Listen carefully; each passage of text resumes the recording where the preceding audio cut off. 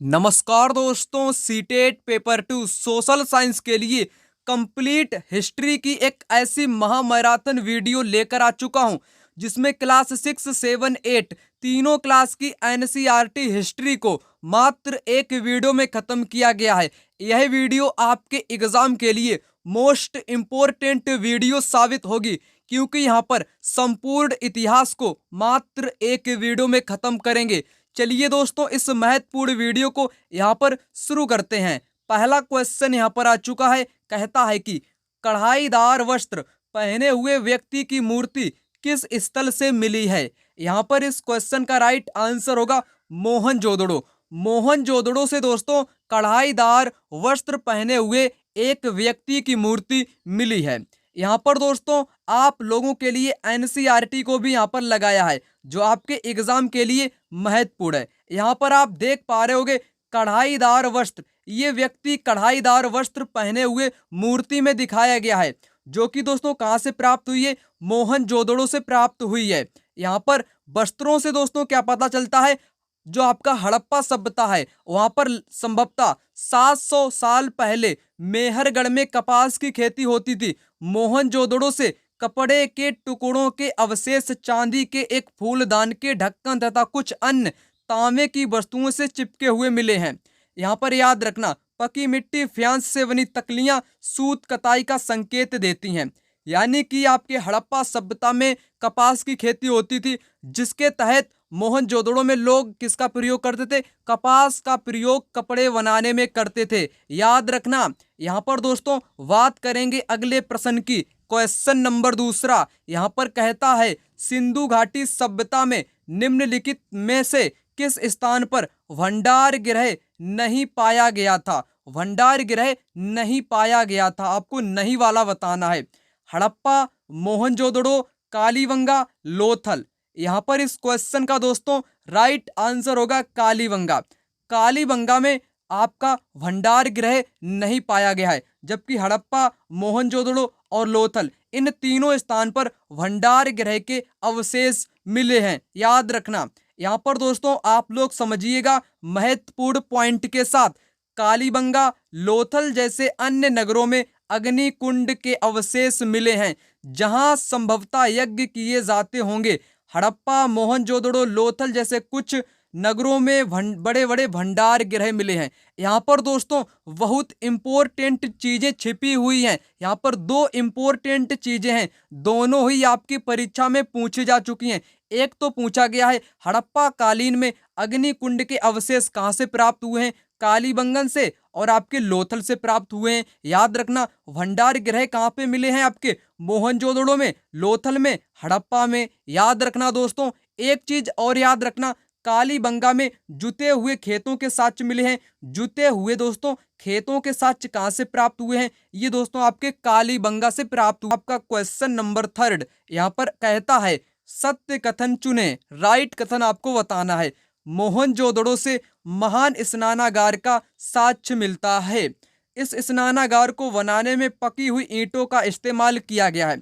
यहाँ पर दोस्तों मोहनजोदड़ो से क्या प्राप्त हुआ है, महान स्नानागार यानी कि विशाल स्नानागार प्राप्त हुआ है जो कि पकी हुई ईंटों से बना है। दोनों कथन आपके यहाँ पर राइट आंसर होंगे, 1 और 2 दोनों यहाँ पर राइट उत्तर होंगे। क्वेश्चन नंबर 4 की यहाँ पर बात करता हूं, गर्तवास के संबंध में सत्य नहीं है। आपको गलत कथन यहाँ पर दोस्तों बताना है। गर्तवास यहाँ पर है, गर्तवास से तात्पर्य गड्ढे के नीचे बनाया गया आवास। बिल्कुल करेक्ट यहाँ पर है।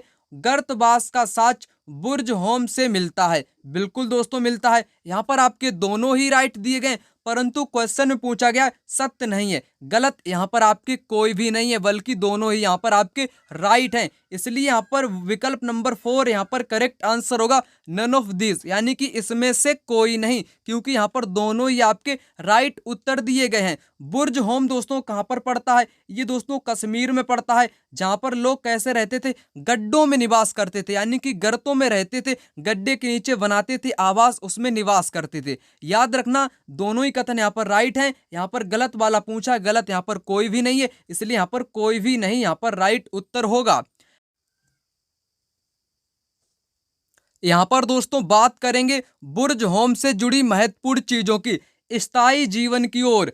यहाँ पर है आपके सामने पुरातत्वविदों को कुछ पुरास्थलों पर झोपड़ियों और घरों के निशान मिले हैं, जैसे कि बुर्ज होम वर्तमान कश्मीर में है के लोग गड्ढे के नीचे घर बनाते थे जिन्हें गर्तवास कहा जाता था। इसमें उतरने के लिए सीढ़ियां होती थी, इससे उन्हें ठंड के मौसम में सुरक्षा मिलती थी। पुरातत्वविदों को झोपड़ियों के अंदर और बाहर दोनों ही स्थान पर आग जलाने की जगह मिली है।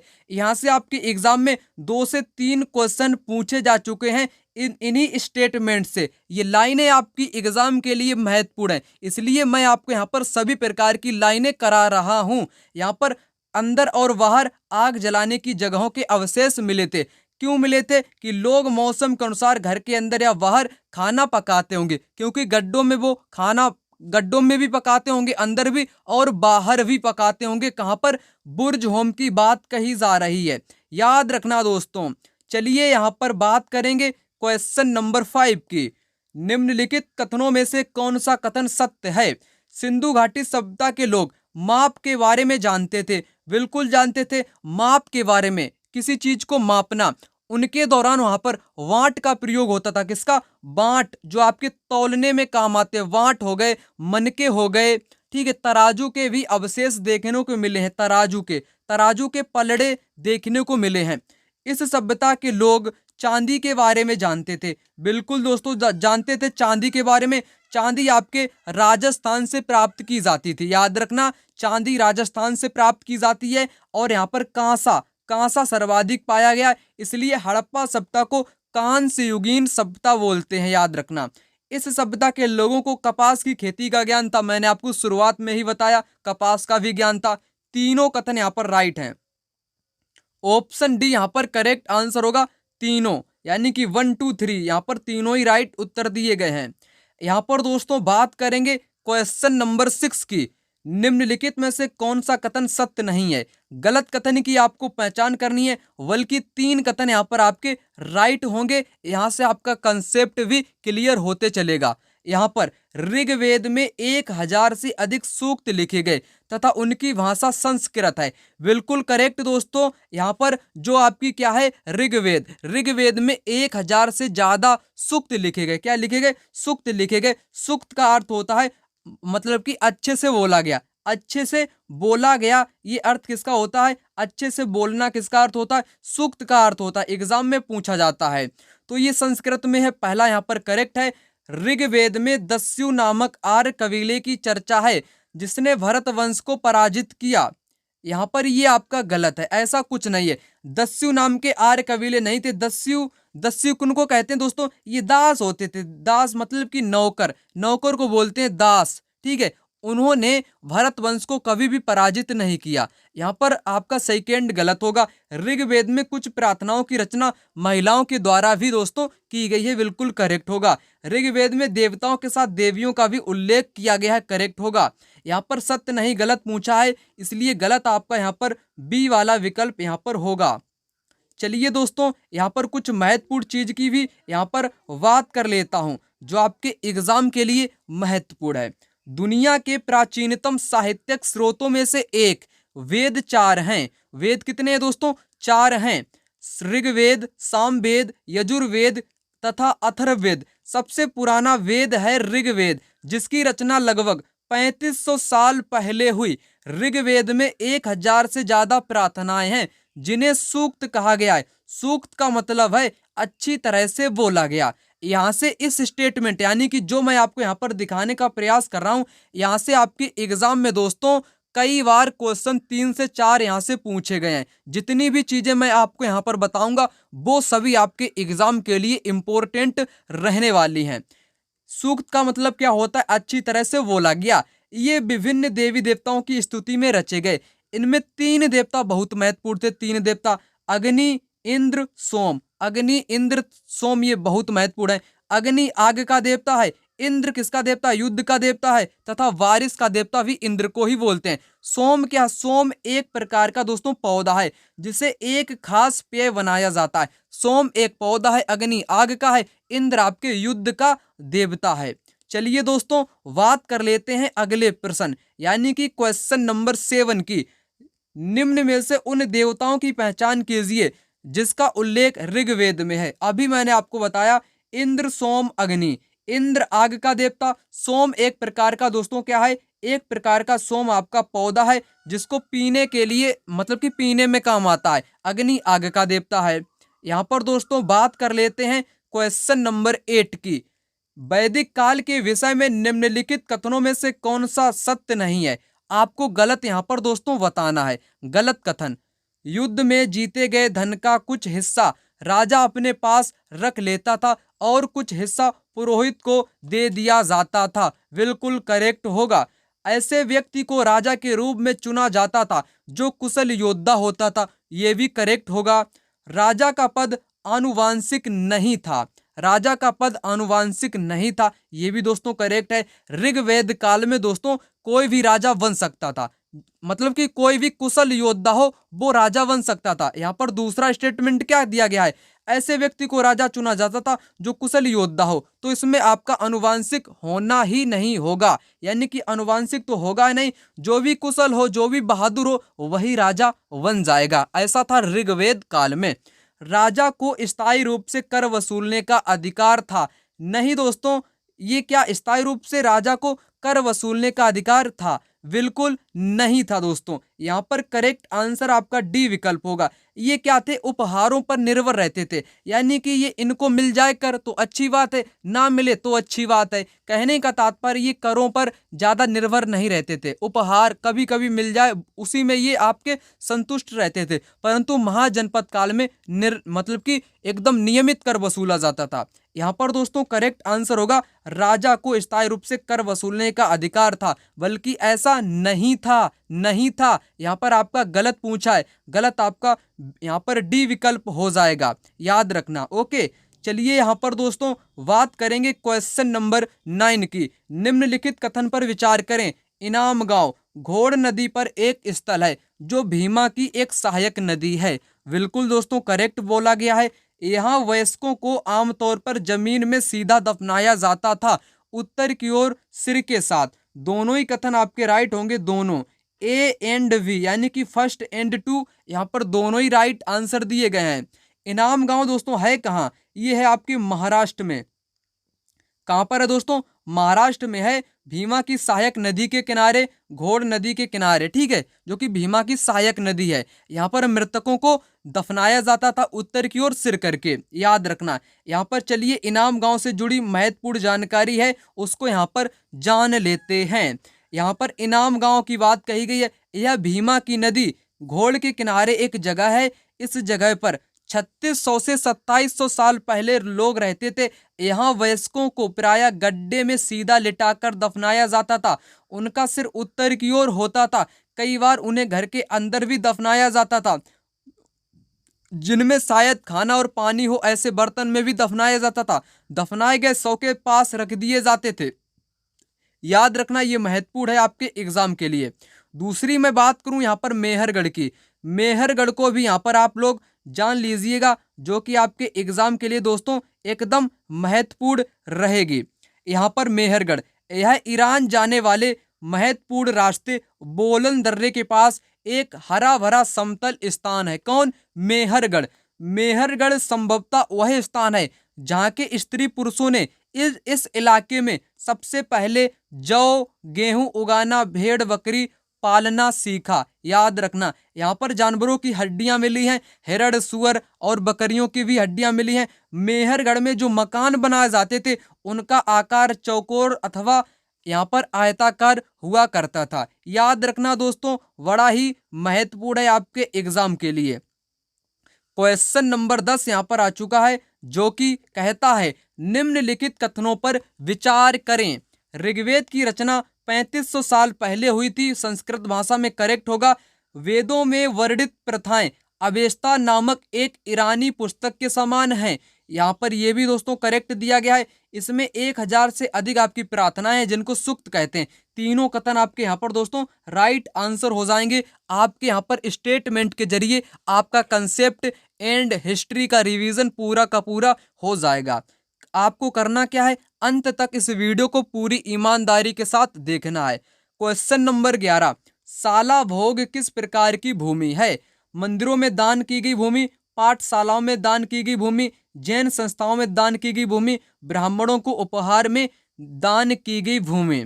यहाँ पर दोस्तों साला भोग जो भूमि होती है वो दोस्तों कहाँ पर दान की जाती है? वो दोस्तों पाठशालाओं में दान की जाती है। स्कूल में दान की गई भूमि को क्या बोलते हैं? साला भोग भूमि बोलते हैं, जो कि दोस्तों कहाँ से रिलेटेड है? दक्षिण भारत यानी कि तमिलनाडु वाले क्षेत्रों से यहाँ पर रिलेटेड क्वेश्चन है।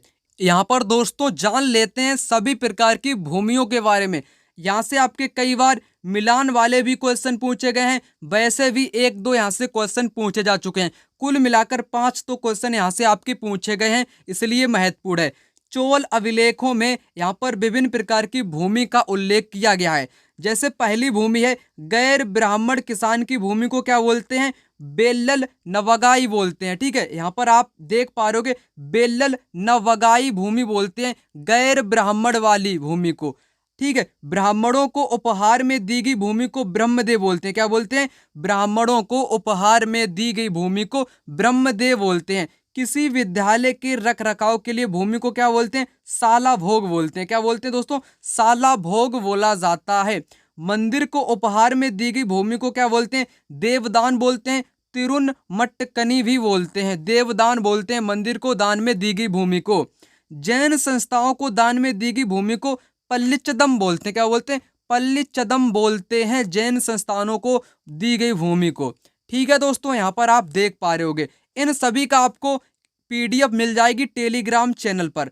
ठीक है, तो आप टेलीग्राम को भी यहाँ पर ज्वाइन कर लीजिएगा। इसका पूरा का पूरा पीडीएफ मैं आपको टेलीग्राम पर डलवा दूंगा। ठीक है, यहाँ पर अगला प्रश्न आपसे कहता है निम्नलिखित को सुमेल करो, यानी कि मिलान करो। आपको करना क्या है? यहाँ पर मिलान करना है। मैंने आपको क्या बताया था? सूक्त का मतलब होता है अच्छी तरह से बोला गया, अच्छी तरह से बोला गया। दास का मतलब क्या होता है? दास का मतलब होता है गुलाम। महापाषाण का मतलब होता है सजाए गए पत्थर। यज्ञ का मतलब अनुष्ठान। रथ का मतलब युद्ध में प्रयोग किया जाता था रथ। याद रखना, मिलान वाला क्वेश्चन भी आपके एग्जाम में पूछा जाता है। यहाँ पर दोस्तों बढ़ते हैं अगले प्रश्न की तरफ। एक और क्वेश्चन यहाँ पर आपसे मिलान करने को दिया गया है, चलिए कर लेते हैं। निम्नलिखित को सुमेल करें। तांबा आपका है ये दोस्तों राजस्थान के खेजड़ी या खेतड़ी कुछ करके है आपका नाम। ठीक है, वहां से ये आपके पाया जाता है राजस्थान में। ठीक है, टिन आपके अफगानिस्तान में, बहुमूल्य पत्थर ये गुजरात में, सोना कर्नाटक की कोलार वाली जो खाने हैं कर्नाटक में। ठीक है, वहां से आपका कर्नाटक में सोना पाया जाता है। याद रखना दोस्तों, महत्वपूर्ण है यहाँ पर मिलान वाले भी क्वेश्चन। चलिए यहाँ पर बात करें क्वेश्चन नंबर 14 की। ईरान जाने वाले रास्ते पर बोलन दर्रे के समीप कौन सा स्थल है? मैंने आपको बताया मेहरगढ़ जो कि बोलन दर्रे के पास समीप पड़ने वाला एक ऐसा स्थल है। यहाँ पर आ चुका है क्वेश्चन नंबर 15। मौखिक इतिहास को लिखने के लिए निम्नलिखित में से कौन से स्रोत सामग्री नहीं है? नहीं यानी कि गलत आपको बताना है। मौखिक इतिहास यानी कि कोई बंदा बोल रहा हो और उसको लिख रहा हो, या कोई सामने वाला किसी चीज को बता रहा हो अपने मुख से बोल बोल के और तुम उस चीज को लिख रहे हो, वही होता है मौखिक इतिहास। सैन्य विद्रोह के बारे में एक ब्रिटिश सैनिक का मौखिक वर्णन, ये आपका होगा मौखिक इतिहास का स्रोत। यहाँ पर सही है ये उस व्यक्ति की स्मृतियां जो विभाजन के समय भारत से पाकिस्तान गया था, यानी कि ऐसा व्यक्ति जिसने अपनी आंखों से देखा भारत का विभाजन, बाद में वो पाकिस्तान में चला गया, मतलब कि उसने आंखों से देखा और बाद में वो अपने मुख से बोलता गया, किसी लेखक ने उसको लिख दिया। ये आपका हो गया मौखिक इतिहास। एक विद्वान जो वर्तमान शिक्षा व्यवस्था की बात करता है, ये क्या मौखिक इतिहास है? नहीं, ये मौखिक इतिहास नहीं है। उन व्यक्तियों के घटना वृतांत जिन्होंने भारत छोड़ो आंदोलन में हिस्सा लिया था, जिन्होंने हिस्सा लिया होगा उनको सब कुछ पता होगा कैसे क्या घटित हुआ, यानी कि वो अपने मुख से बोलकर उस इतिहास को लिखवा सकते हैं अथवा लिख सकते हैं। वो आपके होते हैं मौखिक इतिहास। यहाँ पर गलत आपसे पूछा है, गलत आपका सी विकल्प यहाँ पर होगा, याद रखना। यहाँ पर क्वेश्चन नंबर 16। निम्नलिखित में से कौन सा कथन प्राचीन हस्तलिपि के संदर्भ में सही नहीं है। गलत कथन आपको बताना है, बल्कि 3 आपके यहाँ पर राइट होंगे, 1 गलत होगा, उसी को बताना है। 3 आपके सही होंगे, उनसे आपका कंसेप्ट यहाँ पर क्लियर होगा। वे प्रायः ताड़ पत्रों पर लिखी जाती थी हस्तलिपि अथवा पांडुलिपियां, करेक्ट है। वे जिस काल को प्रदर्शित करती हैं उस काल के लिए मुख्य स्रोत हैं, बिल्कुल दोस्तों करेक्ट होगा। वे हस्तलिखित थी और उसके बाद मुद्रित की गई, नहीं दोस्तों मुद्रित नहीं की गई, क्योंकि इन लिपियों को, ये लिपियां आपके पेड़ों पर लिखी जाती थी, इनको बाद में कीड़ों ने खा लिया, थोड़ी बहुत बची हैं जो कि म्यूजियम यानी कि संग्रहालय में स्थित हैं। उनकी किसी भी प्रकार के कोई मुद्रित नहीं की गई है, ये गलत है। यहाँ पर कुछ हस्तलिपियों पर पत्थर अथवा धातु पर भी उकेरी गई हैं, यानी कि पत्थर की जो धातु होती है उस पर भी हस्तलिपियां खुदी हुई हैं, उकेरी गई हैं। यहाँ पर ये भी करेक्ट होगा। गलत आपको बताना था, गलत मैंने आपको क्या बताया, वे आपकी उसके हस्तलिखित के बाद में कभी भी मुद्रित नहीं हुई, यही आपका राइट उत्तर होगा, जो कि दोस्तों गलत यहाँ पर आपका मतलब कि गलत यहाँ पर दिया गया है। चलिए यहाँ पर इस चीज के बारे में यहाँ से बेहतरीन ढंग से जान लेते हैं।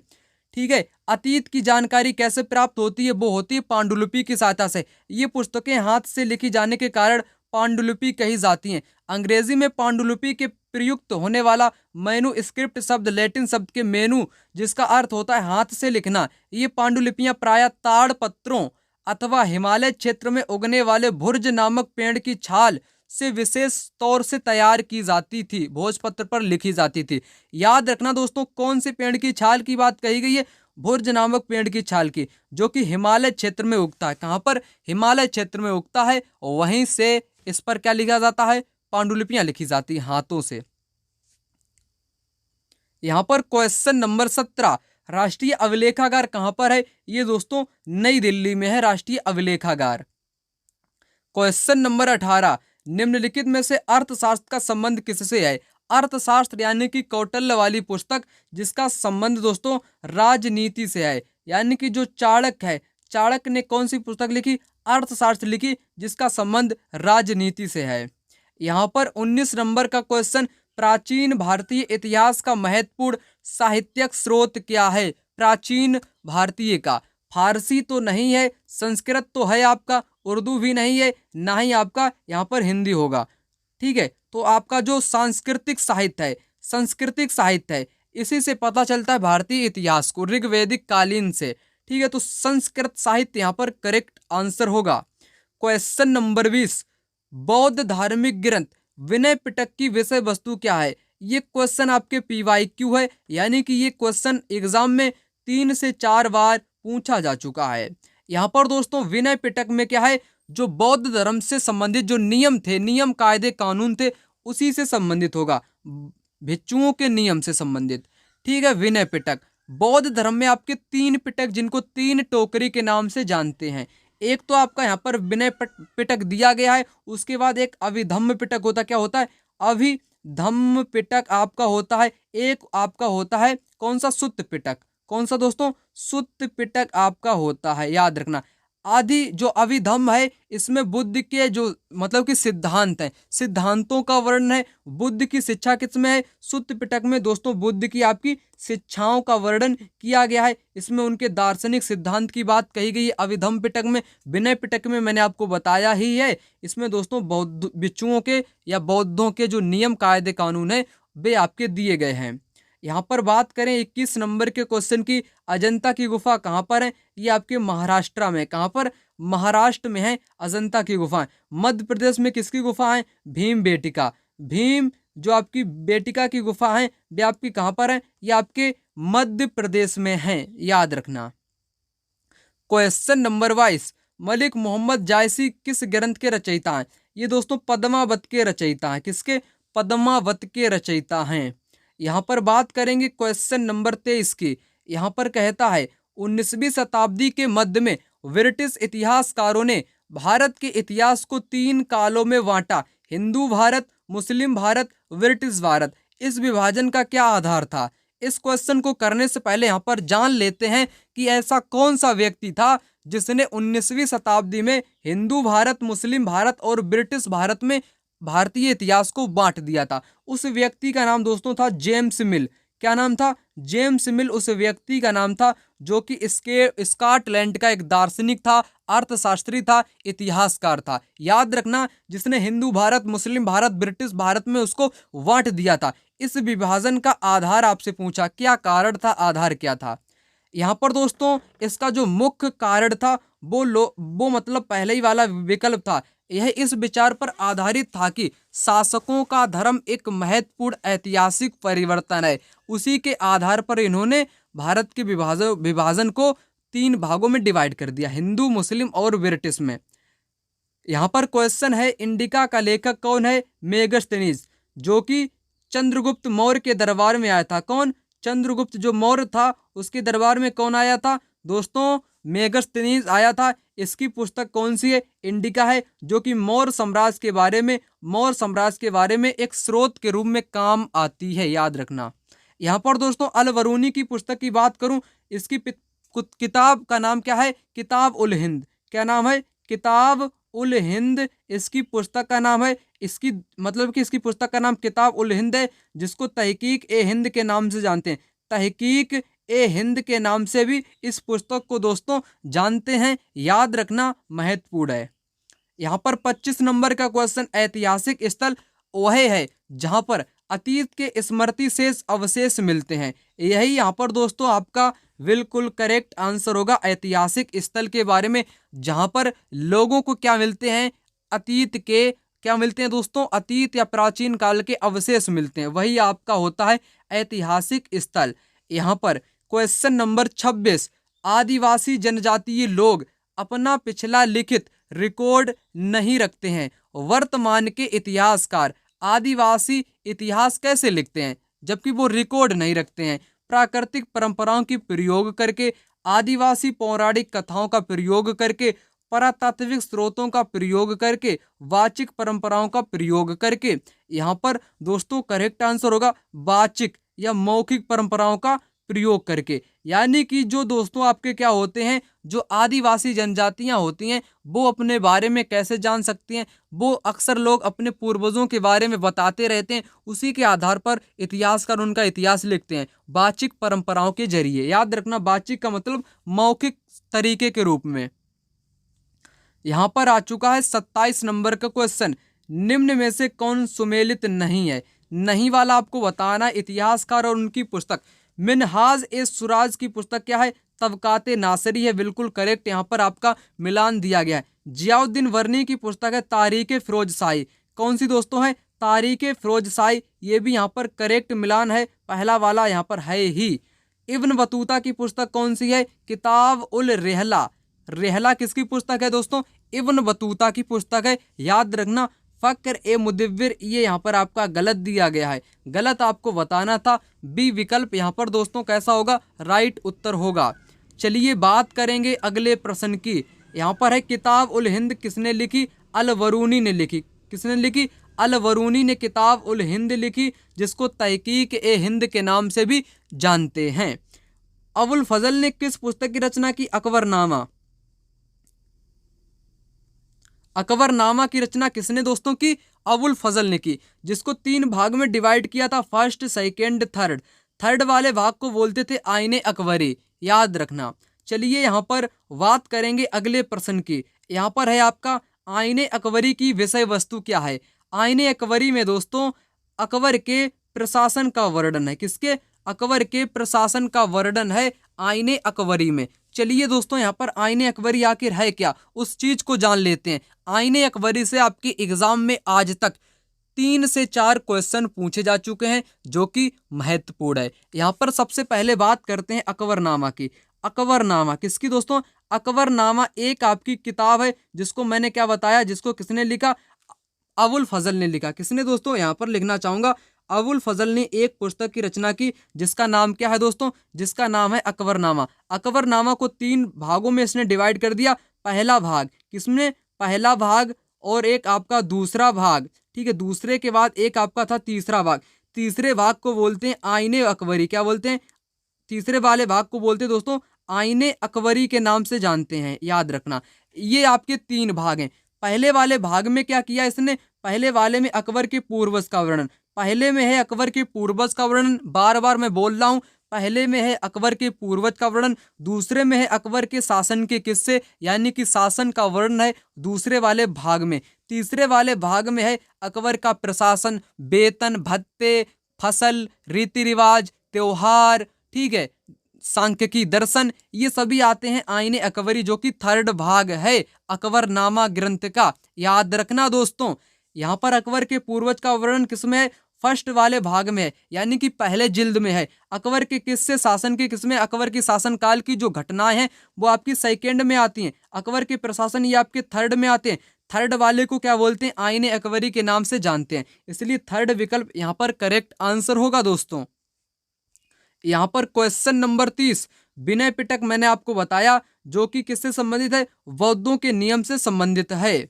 यहाँ पर बात करेंगे अगले प्रश्न के, सुल्ताना का स्वप्न नामक कहानी की लेखिका कौन है। यहाँ पर आपका राइट आंसर होगा यहाँ पर दोस्तों रुकैया सखावत हुसैन। रुकैया सखावत हुसैन ने सुल्ताना का स्वप्न कहानी लिखा जो कि एक बंगाली लेखिका है। कैसी, बंगाली लेखिका है। इन्होंने कलकत्ता व पटना इन दो स्थानों पर महिलाओं अथवा लड़कियों के लिए विद्यालय खोले। कलकत्ता और पटना में विद्यालय किसने खोले, सुल्तान यानी कि जिस मतलब कि रुकैया सखावत हुसैन ने खोले। याद रखना दोस्तों, पंडिता रमाबाई ये बहुत विद्वान है, ठीक है, पंडिता रमाबाई ये आपकी संस्कृत की विद्वान है, संस्कृत की विदुषी है, संस्कृत की दोस्तों विदुषी है। याद रखना महत्वपूर्ण है, ठीक है ना दोस्तों। मुमताज अली की अगर मैं बात करूं, इसने क्या बोला है, इसने दोस्तों कहा है कुरान की आयतों की पुनर्व्याख्या करके महिलाओं को भी शिक्षा का अधिकार मिलना चाहिए। कुरान के आधार पर महिलाओं को भी, महिला को क्या मिलना चाहिए दोस्तों, शिक्षा का अधिकार मिलना चाहिए। ये किसने कहा है, ये मुमताज अली बेगम ने कहा है जो कि महत्वपूर्ण है, याद रखियो। चलिए यहाँ पर बात करें क्वेश्चन नंबर 32 की। सबसे पुरानी पांडुलिपियां लिखी गई थी, ये आपके ताड़ पत्रों पर लिखी गई थी भुर्ज नामक पेड़ की छाल से। भुर्ज नामक पेड़ की छाल से ये आपके कहाँ पर पाया जाता है, भुर्ज नामक पेड़ जो है ये दोस्तों हिमालय वाले क्षेत्र में दोस्तों पाया जाता है, याद रखना। यहाँ पर क्वेश्चन नंबर 33 अष्टाध्यायी के लेखक कौन है, पाणिनि। पाणिनि अष्टाध्यायी के लेखक हैं। यहाँ पर क्वेश्चन नंबर 34 आईने अकबरी आपसे पूछा है, अब आप इसका आंसर बता दोगे। इसमें अकबर के पूर्वजों का के साथ साथ घटनाओं का वर्णन है। नहीं दोस्तों, पूर्वज का वर्णन मैंने आपको बताया था पहले वाले भाग में है, पहली जिल्द में है। आईने अकबरी आपका तीसरा भाग है, थर्ड वाला भाग है। यहाँ पर पहले भाग की बात कही गई है इसलिए गलत आपका हो जाएगा। यह मिर्जा हाकिम द्वारा लिखा गया। नहीं दोस्तों, मिर्जा हाकिम कहाँ से कूद गया, यहाँ पर आपका होना चाहिए अबुल फजल। किसके द्वारा लिखा गया है, अबुल फजल के द्वारा यहाँ पर लिखा गया है, याद रखना दोस्तों, ठीक है। यह अकबर के प्रशासन के विविध पहलुओं के विषय में संपन्न सांख्यिकी विवरण प्रस्तुत करता है। ये यहाँ पर सी विकल्प करेक्ट आंसर होगा, ठीक है दोस्तों। लास्ट वाला है अकबरनामा शीर्षक के अकबर की इतिहास की 3 जिल्दों में से पहली नहीं, ये आपकी लास्ट वाली जिल्द है, यानी कि अंतिम जिल्द है, तीसरी जिल्द है, तीसरा भाग है। यहाँ पर थर्ड विकल्प करेक्ट आंसर होगा आईने अकबरी। आईने अकबरी से हर बार क्वेश्चन पूछा जाता है। यहाँ पर क्वेश्चन नंबर 35 अधोलिखित में से किस लेखक की पुस्तक से कश्मीर के 12वीं शताब्दी ईस्वी के इतिहास का विवरण प्राप्त होता है। 12वीं शताब्दी का जो इतिहास है, कब का, 12वीं शताब्दी का इतिहास एक पुस्तक है, यानी कि उस इतिहासकार का नाम बताना है जिसने कश्मीर का इतिहास लिखा। उसका नाम है दोस्तों कल्हड़। कल्हड़ एक विद्वान था जिसने कश्मीर का इतिहास लिखा। कहाँ का इतिहास लिखा दोस्तों, कश्मीर का इतिहास लिखा 12वीं शताब्दी का। याद रखना 12वीं शताब्दी का इतिहास किसने लिखा, कल्हड़ ने लिखा। चलिए बात कर लेते हैं अगले प्रश्न यानी कि 36 नंबर के क्वेश्चन की। यहाँ पर है इतिहास में तिथियों के साथ BCE प्रयुक्त होता है, इसका तात्पर्य क्या है, before Christian empire, before common era, ठीक है। तो यहाँ पर मैं आपको डायरेक्ट बताऊंगा बिफोर कॉमन एरा, BCE का मतलब होता है बिफोर कॉमन एरा। चलिए बढ़ते हैं अगले प्रश्न की तरफ। अभिलेखागार वह स्थान है जहां पर दोस्तों क्या होता है, पुरातत्वविदों को खुदाई से प्राप्त पत्थर और ईंटों से बनी इमारतों के जो अवशेष प्राप्त इमारतों को रखा जाता है, उनको क्या बोलते हैं, अभिलेखागार। बोलते हैं। ठीक है दोस्तों, ये ऐसी पांडुलिपियां अथवा दस्तावेज रखा जाता है उसको अभिलेखागार बोलते हैं। यहाँ पर दोस्तों आपका राइट आंसर क्या होना चाहिए, आपका यहाँ पर आपका सेकंड वाला ही होगा। अभिलेखागार में क्या होता है, पत्थर और ईंटों से बनी इमारतों के अवशेष रखे जाते हैं। ठीक है, पांडुलिपियां और दस्तावेज किस में रखे जाते हैं, ये म्यूजियम में रखे जाते हैं। ठीक है, वो आपके संग्रहालय में रखे जाते हैं, अभिलेखागार की वहां पर बात की गई है। हर्षवर्धन को दक्कन की ओर आगे बढ़ने से किसने रोका था, पुलकेशिन द्वितीय ने रोका था। ठीक है, पुलकेशिन द्वितीय एक प्रतापी राजा था, याद रखना दोस्तों। इसका एक दरबारी कवि था जिसका नाम क्या था, रवि कीर्ति। रवि कीर्ति दोस्तों इसका दरबारी कवि था। ठीक है ना, जिसने इसकी प्रशंसा में आपके लेख लिखे थे रवि कीर्ति ने पुलकेशिन द्वितीय के बारे में। चलिए बात कर लेते हैं अगले प्रश्न। मानव इतिहास की लगभग 99% कहानी किस काल में घटित हुई हैं, ये आपके पुरापाषाण काल में घटित हुई हैं। यहाँ पर थर्ड विकल्प इस क्वेश्चन का राइट आंसर हो जाएगा। चलिए दोस्तों बढ़ते हैं अगले प्रश्न की तरफ। अगले प्रश्न की तरफ बढ़ने से पहले यहाँ पर कुछ महत्वपूर्ण जानकारी दी गई है, उसको यहाँ पर जान लेते हैं। उत्तराधिकार की मुगल परंपराएं मुगल ज्येष्ठाधिकार के नियम में विश्वास नहीं करते थे, जिसमें ज्येष्ठ पुत्र अपने माता पिता के राज्य का उत्तराधिकारी होता था। इसके विपरीत उत्तराधिकार में वे शहदायात की मुगल और तैमूर वंशों की प्रथा को अपनाते थे, जिसमें उत्तराधिकार का विभाजन समस्त पुत्रों में कर दिया जाता था। ठीक है, यहाँ पर दोस्तों जो ज्येष्ठाधिकार होता था उसमें बड़ा ही पुत्र उत्तराधिकारी होता था, परंतु जो मुगल थे, मुगल ने क्या अपनाया, शहदायात की प्रथा अपनाई, जिसमें समस्त पुत्रों के बीच विभाजन बराबर कर दिया जाएगा। याद रखना दोस्तों। यहाँ पर 40 नंबर का क्वेश्चन यहाँ पर है, कौन से नृत्य, यहाँ पर कौन से नृत्य जिन्हें शास्त्रीय नृत्य माना जाता है, यानी कि क्लासिकल डांस, भरतनाट्यम, कथकली, कुचिपुड़ी, उपरोक्त सभी को माना जाता है, जो कि महत्वपूर्ण है दोस्तों आपकी परीक्षा के लिए। क्वेश्चन नंबर 49 यहाँ पर कहता है, निम्न में से कौन सा सही सुमेलित नहीं है। गलत आपको यहाँ पर सुमेलित वाला बताना है। यहाँ पर गुर्जर प्रतिहार की बात कही गई है, जो कि गुजरात और राजस्थान से संबंधित थे। यहाँ पर बिल्कुल करेक्ट है। राष्ट्रकूट ये पश्चिमी दक्कन यानी कि आपके मध्य प्रदेश के जो नीचे वाला क्षेत्र है वहाँ से संबंधित है, पश्चिमी दक्कन से। ये भी यहाँ पर दोस्तों करेक्ट आपका है। पाल आपके कहाँ से हैं, ये कर्नाटक से नहीं है दोस्तों, ये आपके उड़ीसा से हैं। कहाँ से, उड़ीसा यानी कि पूर्वी वाले क्षेत्र से संबंधित थे। चोल ये आपके तमिलनाडु, चोल, चेर, पांड ये आपके तमिलनाडु से संबंधित है। यहाँ पर नहीं वाला बताना था, इसलिए आपका सी विकल्प यहाँ पर करेक्ट आंसर होगा, जो कि गलत है। यहाँ पर क्वेश्चन नंबर 50, निम्नलिखित कथनों पर विचार कीजिए। सुल्तान के प्रशासन में गुलामों की नियुक्ति, जिन्हें फारसी भाषा में वंदगा कहा जाता था, ये वंदगा राजाओं के विश्वास पात्र होते थे और राजा उन पर अपने बेटों से भी ज्यादा भरोसा करते थे। यहाँ पर दोस्तों दोनों ही करेक्ट उत्तर होंगे, दोनों आपके यहाँ पर करेक्ट आंसर होंगे। फारसी भाषा में क्या बोलते हैं, गुलामों को वंदगा बोलते हैं। राजा इन पर अपने पुत्रों से भी बढ़कर विश्वास किया करते थे, याद रखना। यहाँ पर दोस्तों मैं आपको बता चुका हूँ। यहाँ पर बात करेंगे क्वेश्चन नंबर 51 की। निम्नलिखित कथनों पर विचार कीजिए। कलहड़ ने 12वीं सदी में एक विरहद यहाँ पर लिखा हुआ है संस्कृत काव्य की रचना की। ठीक है, यहाँ पर क्या किया, उसने एक संस्कृत की रचना की। याद रखना कलहड़ ने, उसकी पुस्तक का नाम क्या है वो भी मैं आपको यहाँ पर बताऊंगा। कलहड़ ने यह रचना कश्मीर के राजनीतिक इतिहास को इंगित करती है। दोनों ही आपके करेक्ट आंसर होंगे दोस्तों, दोनों यहाँ पर 1 और 2 दोनों करेक्ट आंसर हैं। कलहड़ जो कि एक इतिहासकार था, इसकी पुस्तक है राज तरंगिणी इसकी पुस्तक का नाम है।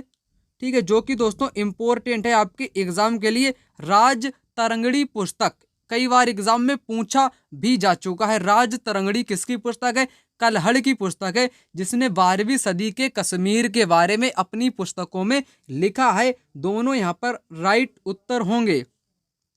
यहाँ पर 52 नंबर का क्वेश्चन, प्रतिहार नरेश नागभट्ट ने कन्नौज के राजा चक्र युद्ध को पराजित किया, इस बात की जानकारी किस स्रोत से मिलती है। ये दोस्तों मिलती है ग्वालियर परिस्थिति से। किससे? ग्वालियर परिस्थिति से पता चलता है प्रतिहार नरेश नागभट्ट ने कन्नौज के राजा चक्रयुद्ध को पराजित किया था। यहाँ पर याद रखना दोस्तों, महत्वपूर्ण है। चलिए यहाँ पर बात कर लेते हैं क्वेश्चन नंबर 53 के। निम्नलिखित कथनों पर विचार करें। चलिए विचार करते हैं। अकबर की सुलह ए कुल नीति सार्वत्रिक शांति पर आधारित थी। बिल्कुल करेक्ट, ये शांति पर आधारित है। सुलह ए कुल नीति। अबुल फजल, यहाँ पर अबुल फजल लिखा हुआ है। सुलह ए कुल यहाँ पर है के विचार पर आधारित शासन की दृष्टि बनाने में अकबर की मदद की थी। यहाँ पर दोनों ही आपके राइट आंसर होंगे। अबुल फजल कौन था दोस्तों? मैंने आपको बताया है, ये अकबर का दरबारी कवि था जिसने अकबर के बारे में अकबरनामा लिखा। क्या लिखा? अकबरनामा। किसने लिखा? अबुल फजल ने लिखा। 3 भागों में डिवाइड कर दिया। थर्ड वाले को क्या बोलते हैं? आईने अकबरी के नाम से जानते हैं। यहाँ पर आपके दोनों ही बिल्कुल राइट आंसर होंगे। और जो आपकी सुलह एक कुल नीति थी, इसमें मदद सर्वाधिक किसने किया था? अबुल फजल ने किया था। ठीक है ना। चलिए बढ़ते हैं अगले प्रश्न की तरफ। यहाँ पर है अकबर के सुलह ए कुल के विचार पर आधारित शासन की दृष्टि बनाने में अकबर की मदद किसने की? अबुल फजल ने मदद की थी। यहाँ पर बात करते हैं अगले प्रश्न की। निम्नलिखित में से उन मुगल शासकों की पहचान कीजिए जिनकी माताएं राजपूत परिवारों से थी। ये क्वेश्चन मोस्ट इम्पोर्टेंट है, बहुत बढ़िया क्वेश्चन यहाँ पर है। यहाँ पर आपको बताना है ऐसे मुगल शासक जिनकी माताएं राजपूत परिवारों से बिलोंग करती थी। हुमायूं और अकबर, अकबर और जहांगीर, शाहजहां और जहांगीर, यहाँ पर है शाहजहां और औरंगजेब। यहाँ पर दोस्तों करेक्ट आंसर आपका क्या होगा? यहाँ पर आप कहोगे, आप क्या कहोगे दोस्तों? क्या कहोगे आप? शाहजहां या जहांगीर कहोगे? चलिए इस चीज को यहाँ से सबसे पहले एनसीईआरटी को यहाँ पर आपको दिखाना चाहूंगा। यहाँ पर आप लोग देख पा रहे होगे, क्या देख पा रहे होगे? चलिए यहाँ पर आपको दिखाई देता हूँ। क्या दिखाई देता हूँ? आप देख पा रहे होगे जहांगीर की माँ कछवा की राजकुमारी थी। जहांगीर की माँ कैसी थी? ये भी एक राजपूत परिवार से बिलोंग करती थी, जो कि मतलब कि राजपूत शासक की पुत्री थी। शाहजहां की माँ राठौर राजकुमारी थी, जो कि मारवाड़ के राजपूत शासक की पुत्री थी। यानी कि एक आपका कौन हो गया? जहांगीर हो गया और आपका शाहजहां हो गया। जहांगीर और शाहजहां ये राजपूत परिवारों से दोस्तों बिलोंग करते हैं। याद रखना उस विकल्प में कौन सा आंसर राइट होगा? एक तो आपका जहांगीर होगा, दूसरा आपका शाहजहां होगा उस क्वेश्चन का दोस्तों राइट आंसर। याद रखना, ठीक है ना। चलिए बात करेंगे अगले प्रश्न 56 नंबर के क्वेश्चन की। निम्न में से किस सुल्तान ने बाजार पर नियंत्रण बनाए रखने के लिए अधिकारियों को नियुक्त किया था? अलाउद्दीन का नाम आना चाहिए यहाँ पर, जो कि बाजार नियंत्रण के लिए एकदम फेमस माना जाता है। अलाउद्दीन खिलजी। Question number 57। अकबर के राजस्व मंत्री का नाम क्या था? इसके मंत्री का नाम था टोडरमल। क्या नाम था दोस्तों? टोडरमल अकबर के राजस्व मंत्री का नाम था। चलिए 58 नंबर का क्वेश्चन यहाँ पर कहता है निम्नलिखित में से कौन सा कथन अकबरनामा के विषय में सत्य है? मैंने आपको बताया इसकी तीसरी जिल्द का नाम आईने अकबरी है। याद रखना दोस्तों पहले ही वाला आपका यहाँ पर राइट उत्तर हो जाएगा। अकबर के पूर्वज का वर्णन पहली जिल्द में है। ठीक है ना दोस्तों। चलिए बढ़ते हैं अगले प्रश्न की तरफ। 59 नंबर का क्वेश्चन। अकबर के शासनकाल के इतिहास से संबंधित विवरण किस पुस्तक से प्राप्त होते हैं? ये अकबरनामा पुस्तक से प्राप्त होते हैं, जिसको अबुल फजल ने लिखा है। अगला प्रश्न यहाँ पर दोस्तों कहता है कि निम्नलिखित कथनों में से कौन सा यहाँ पर सत्य नहीं है? नहीं वाला आपको यहाँ पर बताना है, यानी कि गलत कथन। रामानुज के अनुसार मोक्ष प्राप्त करने का उपाय विष्णु के प्रति अनन्य भक्ति भाव रखना है। यहाँ पर दोस्तों ये भी आपका करेक्ट है। रामानुज के बारे में रामानुज ने विशिष्ट द्वैत के सिद्धांत को प्रतिपादित किया। बिल्कुल दोस्तों किया। यहाँ पर आपके दोनों ही सही हैं, परंतु नहीं वाला पूछा है, गलत वाला पूछा है। यहाँ पर कोई भी गलत नहीं होगा। यहाँ पर आपके राइट आंसर होंगे नाइदर 1 और यहाँ पर 2। ठीक है, एक भी यहाँ पर आपके राइट आंसर नहीं है, दोनों आपके राइट उत्तर दिए गए हैं। यहाँ पर दोस्तों रामानुज की बात मैं कर लेता हूँ। रामानुज 11वीं शताब्दी में तमिलनाडु में पैदा हुए थे। ये विष्णु भक्त अलवार संतों से बहुत प्रभावित थे। उनके अनुसार मोक्ष प्राप्त करने का उपाय विष्णु के प्रति अनन्य भक्ति भाव रखना है। भगवान विष्णु की कृपा दृष्टि से उनके भक्त, ठीक है, एकार होने का परमानंद प्राप्त कर सकता है। आगे यहाँ पर कहा गया है, रामानुज ने विशिष्ट द्वैत के सिद्धांत को प्रतिपादित किया है, जिसके अनुसार आत्मा परमात्मा से जुड़ने के बाद अपनी अलग सत्ता बनाए रखती है। यहाँ पर याद रखना, रामानुज के सिद्धांत ने भक्ति की नई धारा को प्रेरित किया, जो परवर्ती काल में उत्तरी भारत में विकसित हुई। ये आपके तमिलनाडु में पैदा हुए थे 11वीं शताब्दी में। याद रखना दोस्तों, बहुत महत्वपूर्ण है आपके रामानुज। यहाँ पर 62 नंबर का क्वेश्चन, निम्नलिखित कथनों पर यहाँ पर विचार कीजिए और राइट आंसर आपको देना है। भारत के सर्वाधिक प्रभावशाली दार्शनिकों में से एक शंकर का जन्म 8वीं शताब्दी में केरल प्रदेश में हुआ था। बिल्कुल करेक्ट यहाँ पर दिया गया है। वे अद्वैतवाद के समर्थक थे, जिसके अनुसार जीवात्मा और परमात्मा दोनों एक ही हैं।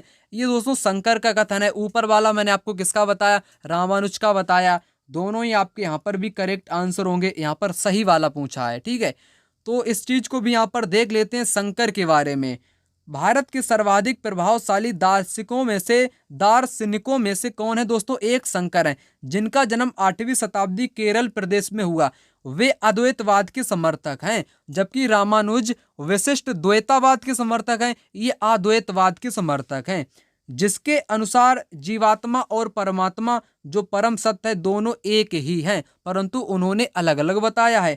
उन्होंने यह शिक्षा दी कि ब्रह्मा जो एकमात्र परम सत्य है वह निर्गुण और निराकार है। शंकर ने चारों ओर संसार को मिथ्या या माया माना और संसार का परित्याग करने अर्थात संन्यास लेने और ब्रह्मा की प्रकृति को समझने और मोक्ष प्राप्त करने के लिए मार्ग बताया। बल्कि रामानुज ने विष्णु भगवान को मोक्ष वाला बताया, ठीक है। तो यहाँ पर इन्होंने ब्रह्मा को बताया। यहाँ पर बात कर लेते हैं 63 नंबर के क्वेश्चन की। गेहूं एवं जौ जैसी फसल उगाने के सर्वप्रथम साक्ष्य निम्नलिखित में से किस स्थान से मिले हैं? सही विकल्प आपको यहाँ पर मैं दोस्तों बताना है। ये मिले हैं सुलेमान और किरथर की पहाड़ियों में। सुलेमान और किरथर की पहाड़ियाँ बहुत महत्वपूर्ण हैं, जहाँ से लोगों को क्या मिल रहे हैं, यहाँ से दोस्तों इतिहासकारों को गेहूं और जौ जैसी फसल उगाने के साक्ष्य प्राप्त हुए हैं। सुलेमान और किरथर की पहाड़ियों की, जो कि महत्वपूर्ण है आपके एग्जाम के लिए, क्योंकि 2 से 3 बार क्वेश्चन यहाँ से आपसे पूछे जा चुके हैं। इसी क्षेत्र में कुछ ऐसे स्थान हैं जहां लगभग 8000 वर्ष पहले स्त्री पुरुष ने सबसे पहले गेहूं और जौ जैसी फसलों को उपजाना आरंभ किया। उन्होंने भेड़, बकरी, गाय, बैल जैसे पशुओं को पालतू बनाना शुरू किया। किसने? सुलेमान और किरथर की पहाड़ियों में। दोस्तों यहाँ पर याद रखना, ये आपकी पहाड़ियाँ पाकिस्तान, अफगानिस्तान वाले इलाकों में पड़ती हैं, लाहौर वाले क्षेत्र में, यानी कि भारत में आपके ये वर्तमान में देखने को नहीं मिलेंगी। यहाँ पर आगे बात करूं, ठीक है, गारो और मध्य भारत में विंध्य की पहाड़ियाँ। यहाँ पर दोस्तों जहाँ पर क्या हुआ है, कृषि का विकास हुआ है। यहाँ पर सबसे पहले चावल उपजाया गया। सबसे पहले चावल उपजाया गया कहाँ पर? गारो तथा मध्य भारत में विंध्य पहाड़ियों में। याद रखना दोस्तों। चलिए यहाँ पर अगले पॉइंट की बात यहाँ पर कर लेता हूँ। यहाँ पर सिंधु तथा उसकी सहायक नदियों की बात कही गई है।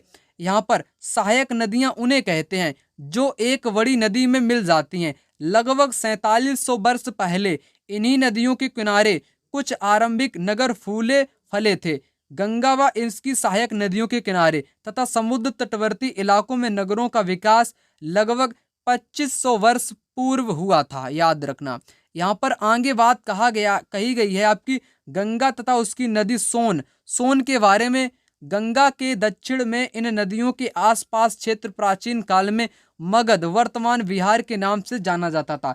इस स्टेटमेंट से दोस्तों 2 से 3 क्वेश्चन आपके एग्जाम में पूछे गए हैं। गंगा के दक्षिण वाले क्षेत्र को क्या बोलते हैं? मगध बोलते हैं। कई बार पूछा गया, याद रखना, ठीक है। इसके शासक बहुत शक्तिशाली थे। उन्होंने एक विशाल राज्य भी स्थापित किया था, मगध वाला, ठीक है।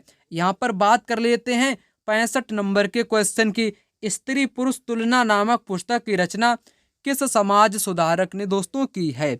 स्त्री पुरुष तुलना ताराबाई शिंदे ने की है, जिसमें स्त्री पुरुष जो तुलना की है उनकी आलोचनाओं की, यानी कि उनके फर्क की आलोचना इन्होंने की है ताराबाई शिंदे ने।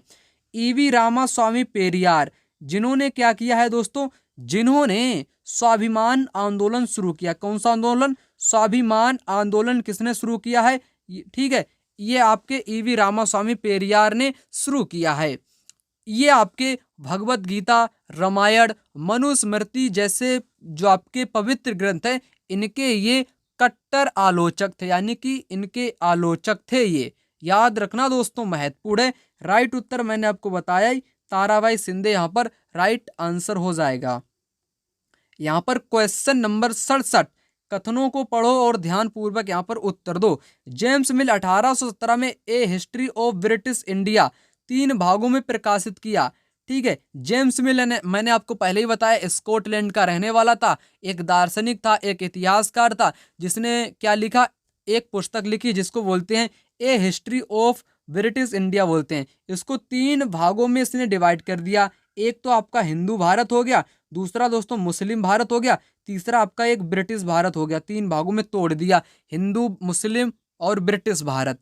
आगे यहाँ पर बताया गया है, इसमें उन्होंने भारतीय इतिहास को 3 कालों, प्राचीन, आधुनिक में बांटा। ये गलत है दोस्तों, प्राचीन, मध्य, आधुनिक में नहीं बांटा, बल्कि हिंदू भारत, मुस्लिम भारत, ब्रिटिश भारत में इसने डिवाइड कर दिया था। A history of British India book को याद रखना, जेम्स मिल।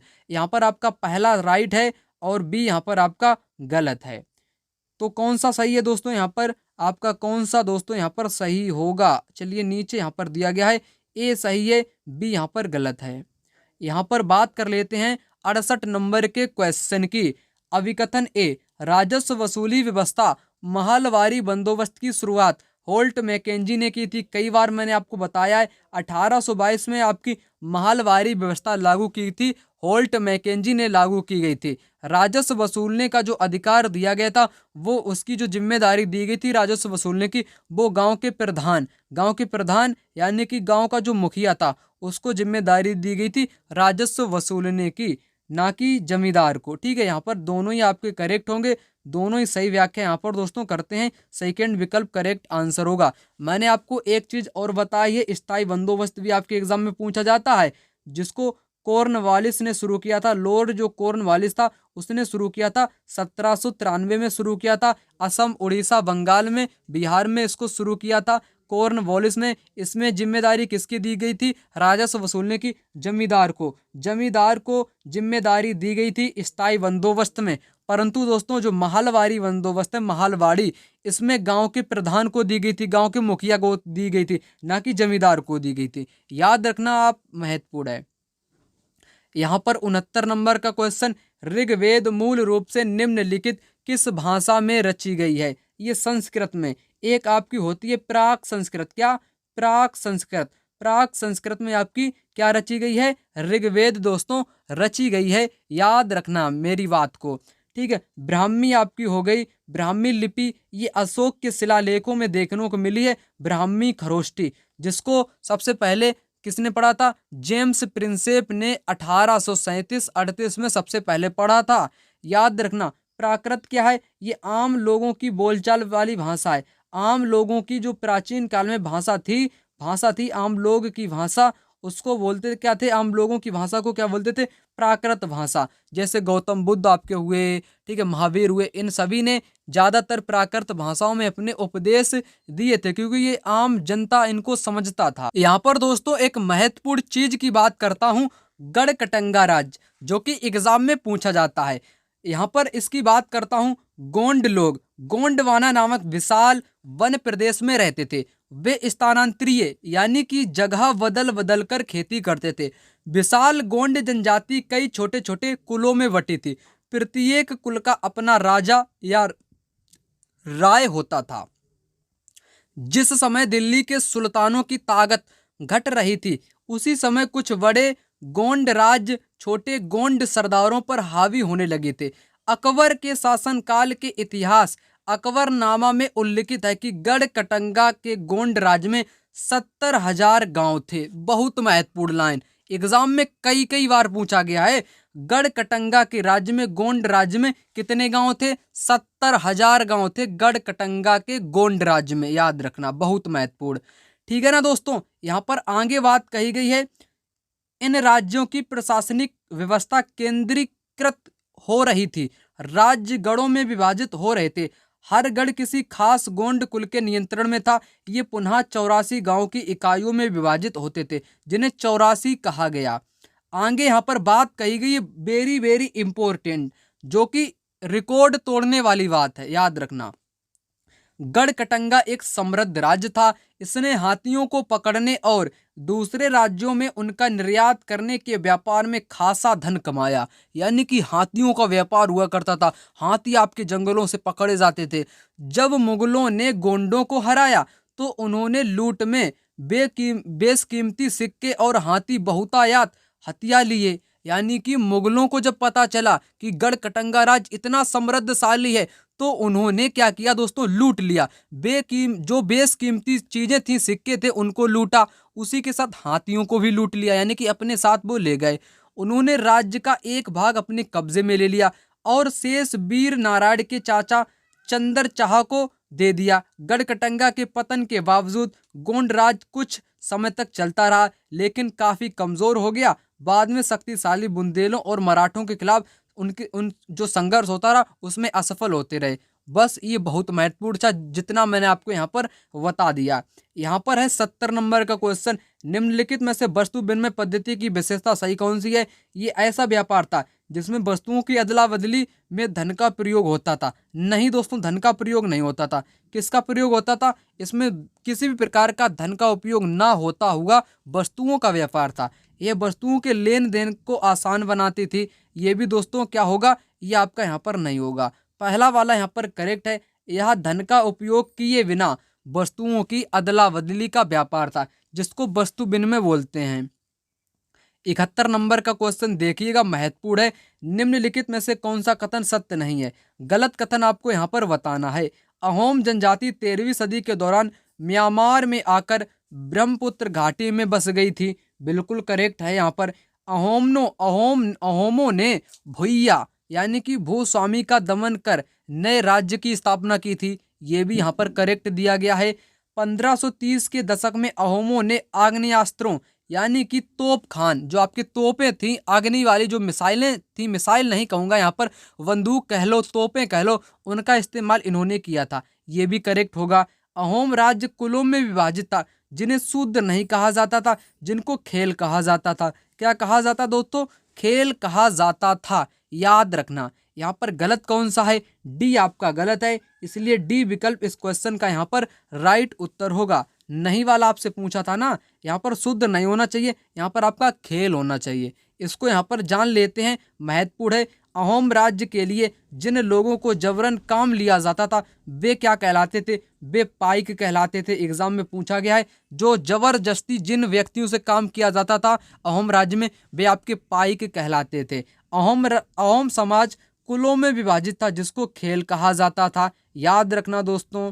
यहाँ पर अहोम से संबंधित महत्वपूर्ण पॉइंट, अहोम लोग मौजूदा म्यांमार से आकर 13वीं सदी में ब्रह्मपुत्र घाटी में आ बसे।